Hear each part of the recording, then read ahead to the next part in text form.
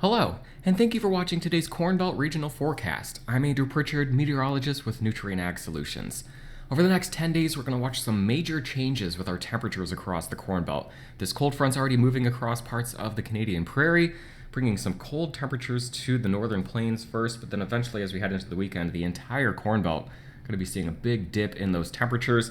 As we look at the precipitation forecast over the next 10 days, not much change between the two maps here, between the next 5 and the 5 days that follow that, making the entire 10-day forecast. And that again because the big precipitation driver in the 10-day forecast really is going to be this late week storm system. We have high pressure moves in behind this one, bringing a few days of quiet weather. So as we head into the late week, into the weekend, watching for some wintry precipitation on the north side, watching for another round of showers and storms along the cold frontier across the mid-Mississippi Valley into the southern plains, northward into the Great Lakes, then watching another round of cold air spilling into the region for just about everybody. Now, a quiet last 24 hours across a huge chunk of the central U.S. here, all the way from the southwest into the northern plains and the Great Lakes. Just seeing some rain falling here in an area that is badly needed across the mid-south into the northeast, eventually spreading into the southeast region over the next 24 hours. But so welcome rain down there, but a welcome period of quiet weather as we talk about the heart of the Corn Belt here as we get rolling with harvest. Driving around in Champaign County, things are running full steam. Plenty of dust in the air as harvest is really underway across parts of central Illinois. Waking up on Tuesday morning to pleasant conditions for, again, just about everyone in the Corn Belt as an area of high pressure sits over the Great Lakes, keeping clear skies in the forecast today from the Gulf Coast northward to the northern plains and the Great Lakes. So a gorgeous Tuesday, another day that is going to be just prime for harvesting for many of us. As we look at the radar again, with quiet conditions, no clouds across the central U.S., certainly not talking about any precipitation. Seeing some of these showers working their way off across parts of the East Coast as we get the day started. Also perhaps some light precipitation across the northwest. So you look at the surface map, here is the storm system creating the light precipitation across parts of the northwest. This is the same system that's going to kind of work into the central plains and begin to deepen before swinging off to the north and to the east. So here's what we wake up to on Tuesday morning, but as we jump all the way ahead to Thursday morning, starting to see the storm system really take shape. Counterclockwise flow around that, bringing in plenty of Gulf moisture ahead of it. Warmer conditions will warm into the upper 70s to near 80 across the eastern Corn Belt here. Cold air coming in on the backside. This is that strong cold front, so plenty of moisture for this one to work with coming in from the Gulf unimpeded. And that again brings the chance for showers and storms on the warm side of this one, but then plenty of opportunity for some significant snowfall across parts of the northern plains as we head into the end of the week.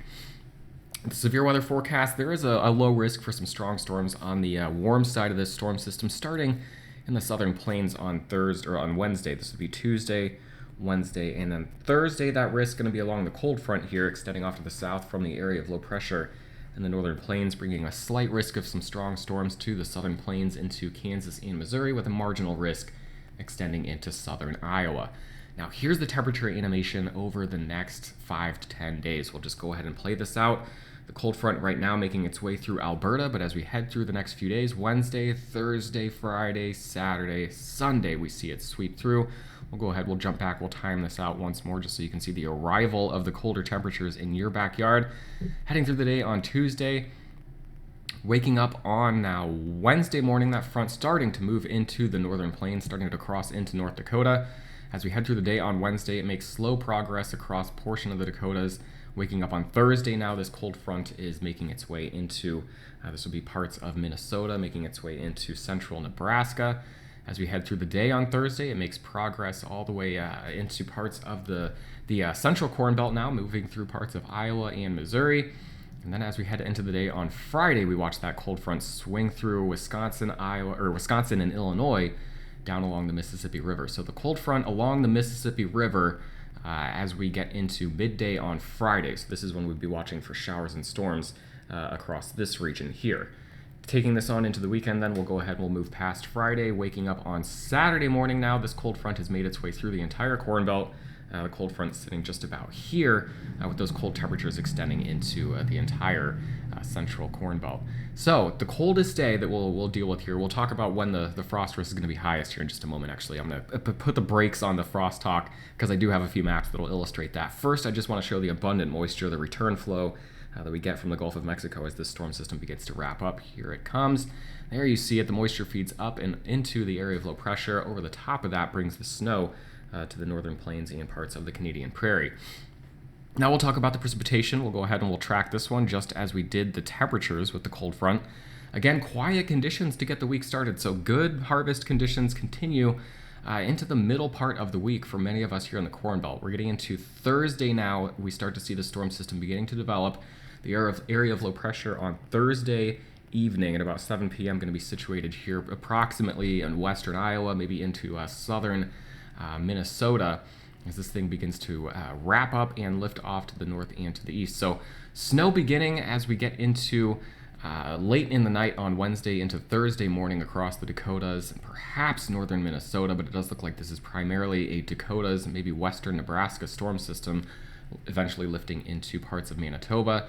Snow continuing to fall as we get into Friday evening. This is now when we see the cold front bringing showers and storms to this region, Wisconsin southward into Illinois, Indiana, Kentucky, and Tennessee on Friday afternoon and Friday evening. Snow beginning to come to an end as we get into Friday night and Saturday morning across the Dakotas. So the peak of the snow late Thursday into Friday and Saturday across the Dakotas into Minnesota. Your thunderstorm chances on Thursday going to be across parts of Minnesota, Wisconsin, Iowa, Missouri, into Oklahoma and Texas.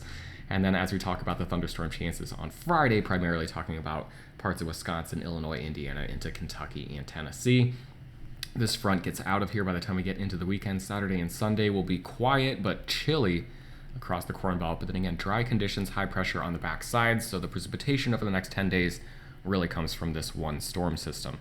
So we'll look at the chance for snowfall. We're going to start with the 3-inch probability. We're looking at the probability of at least 3 inches of snow falling over the next 10 days. Let's go ahead and we'll just bring it back to talk about only this storm system.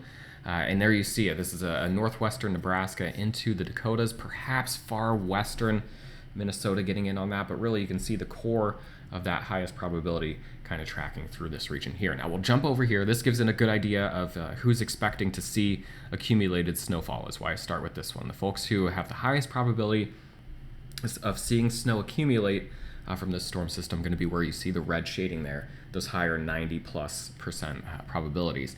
Now, if we want to talk about more significant accumulation, so 6 inches or more, we'll look at the probability of that. We're seeing pretty high probability, near 100%, stretching through central South Dakota into central and eastern North Dakota into Manitoba. So that corridor right here, this is where we expect to see the highest probabilities of more significant 6 inches or more accumulation. Now we can jump all the way to 12 inches or more and see where the probability is highest with that.